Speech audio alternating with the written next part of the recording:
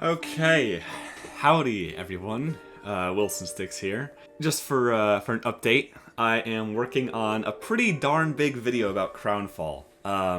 It's gonna take a bit to come out. It'll probably be out in mid to late December, if I'm being honest. So in the meantime, I figured, why not review some treasures? The unscripted style, the way I did with the collector's cache and all that stuff. Just because I feel like, leading up to it, I might as well review all the Crownfall treasures in their each video, maybe separated by 2 weeks each. We'll see. If I run out of Crownfall treasures to review, I guess I'll start doing normal ones, and yeah, we'll go from there though. Anyways, so starting with the first one of the batch, we got Raven. Oh, this is Crownfall Treasure 1, by the way. I don't know if I mentioned that. It'll be in the video title. We got the Blood Raven for Blood Seeker. First off, I like this. Like, if you put it at a side profile, it has a really nice elegance to it. I really think like this elegance works very nicely for Bloodseeker. He's not really known as an elegant character per se, but this the way like the collar swooshes and the cape tails and the way the knives are shaped, like it is very elegant. It's I keep using that word, but like, it's suave. I don't know if suave's the word for it. But yeah, it's a really nice switch up for Bloodseeker. I especially like the mask. The Raven mask is wicked cool. I also like how it's not just like glaringly red like the other, or like the rest of the outfit. Gives it some nice depth and whatnot. And yeah, pretty darn skin all around. Alright, next we got Tines of the Pyrexe. I'm not sure how to pronounce that, but okay. For Jakiro. Color choice on this one is nice. It's definitely going for like a more yellow on the wing there than what most Jakiro sets have for the fire wing. I do like this thing on the head that they do. This is in another Jakiro set, I'm pretty sure. But I really like this feature where, like, on the one head there's the big horn, and on the other head there's another big horn, but it's on like the right and left sides. It adds some nice little details to it. As if, like, it was intended to be a one-headed dragon, but then it split into two, and that's how the horns ended up like that. And yeah, it's all very nice. I will say the wings are not very grandiose from what we see from other Jakiro sets. In other Jakiro sets, the wings are such like a focal point of the skins, and here it's not that much. I mean, not to say that it's bad. It's just interesting that that Kraken went for a different type of design here, focusing on the heads rather than the wings or the back. But yeah, it's a pretty decent Jakiro skin. I think there are better ones out there on the market, but this one is pretty darn good, if I'm being honest. Next we got the Imperial Ember, made by Hellstern for Lena. I'll say I like the outfit. I'm not too sure about the hair, though. I mean, to be fair, black is like a color you don't see on Lena a lot, and I think the set artist makes it work really well here with like the collar and the actual. Oh, that's not a shirt. I don't know what to call it. Shirt. We'll say shirt. It's nice. I also like this glow effect that they put on Lena's hands. It fits well with like the orange yellow lightning thing going on in her chest and the laurel. I think that's called the laurel crown. I just wish it was like a different hair, if I'm being honest, or if it was like less pronounced. Maybe not. I don't know. I feel weird about the hair. That's the only like gripe I have with this set. Otherwise, it looks amazing. Yeah, I would just swap out a Lena hairpiece if you had it. I mean, you'll lose the crown, which I think is like a pretty big part of the set. But yeah, that's all I really have to say about it. And next we got Designs of Ancient Druid for Disruptor by DNA Dota. I feel like obviously the mount is like the focal point here. Obviously it's mechanical. I don't understand the name, Designs of Ancient Druid, implying that they had, well, I guess they did have like an advanced civilization in the past. Anyways, Disruptor himself I think looks fine. I mean, the mount is like this set's big trick. I mean, I like the back piece also. The hammer's also neat. I wish these little bits here were animated, like as if they were like rotating around the hammer. I also somewhat wish that these like pistons here on the back were animated, but you know, it is only a rare set, so what can you do? Yeah, it's a nice disruptor set. I mean, I feel like I feel the same way about the Jakiro set. There's better disruptor sets out there, but this one is fine enough. And next we got Nature's Prophet, the Verdant Swarm by Noble. I had to alt tab there for a second to see who made this. It's bug themed. I really like this. Taken like most of the Nature's Prophet skins are based on plants, obviously, one way or another. And this is entirely bugs. There is not a single plant thing on this guy, besides like the stick, you know. But that's about it. It's really nice. I like the armor. It does fix a bit like Nature's Prophet's like awkward look most of the time, where he doesn't have a nose, so his face looks kind of weird. But I don't know. I like the look here. I like the little beetle hanging on the stick. Adds some nice dynamicy. I like that the hive has physics. That's also a big thing. Overall, really nice composition for Nature's Prophet. This is definitely one worth getting if you buy the treasure. I don't know if this is on the market. No, it's probably not on the market.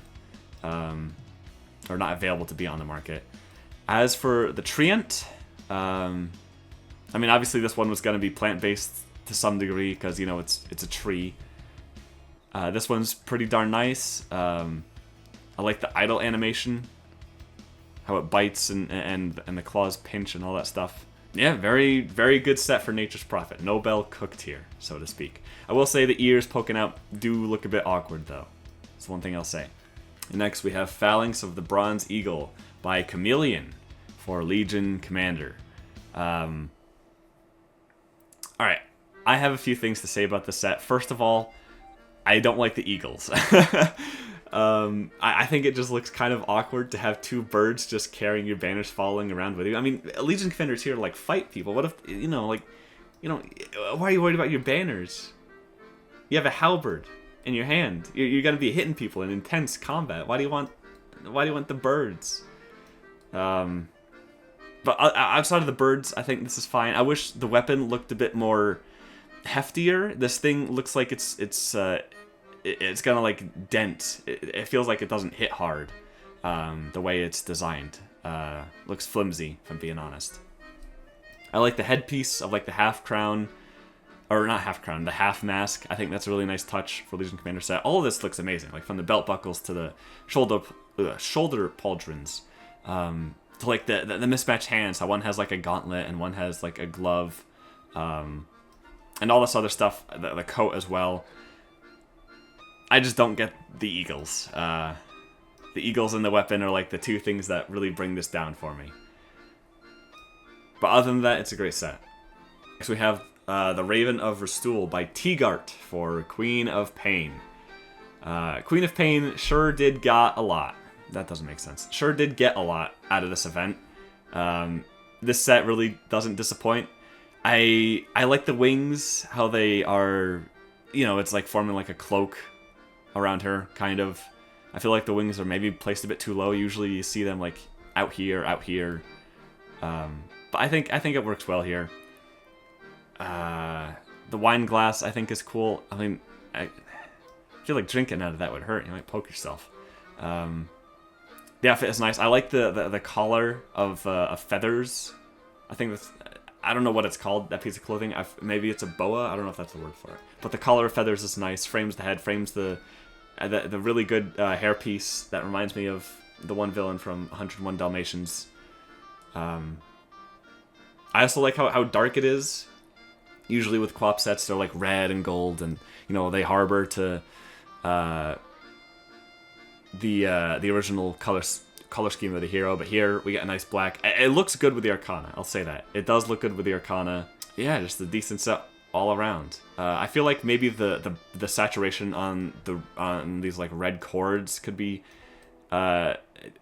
decreased. I feel like they eat up too much attention. The focal point is like the headpiece and these. I mean, here it's not so bad. On the wings, yeah, maybe a little. It's a bit too bright. That's all I really got to say about this one. definitely worth a purchase, I'd say. Next we have Eyes in the Endless Dark by Dr. Robo for Shadow Shaman. He's got 2 Observer Wards, and he's going to zap you with them. Alright, jokes aside, I absolutely adore this set. I wish there was I don't even know if Shaman has a leg piece where you can put legs, but that's the one thing I wish was here, instead of just the default Shaman. Otherwise, this looks awesome with the robe and the tentacle head. Oh my goodness. I also like the Sacrificial Dagger, very Lovecraftian. Even the snakes have little eyes on the top of them. Eyes are a pretty big theme around this set. You could argue that these things hanging down, these drapes hanging down, have eyes on them. Obviously, the wands.